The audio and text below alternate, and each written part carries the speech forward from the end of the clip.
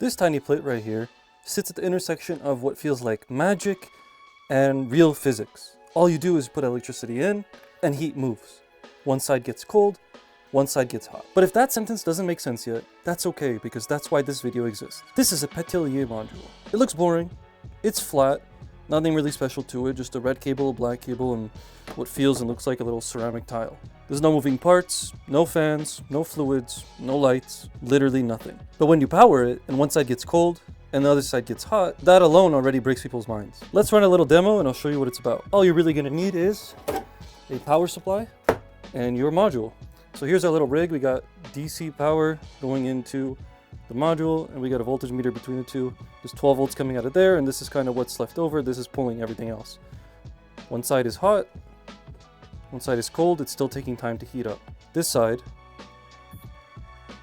is currently almost 40 degrees Celsius, and when you flip it over, this side is 10 degrees colder. That's because it's pulling the heat away from this side and sending it upwards towards that side. Peltier modules don't care how much power you give them.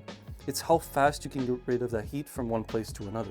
If the hot side can't dump heat and the cold side can't stay cold, that's the entire game. That's the point of using these. And one thing to be warned about is if you put a bunch of power through this thing and you have nowhere for that hot side to go, it's literally gonna melt this thing apart. Now the cool thing about these is not actually the module itself, it's what you can do with them. And here's a couple examples of what you can do.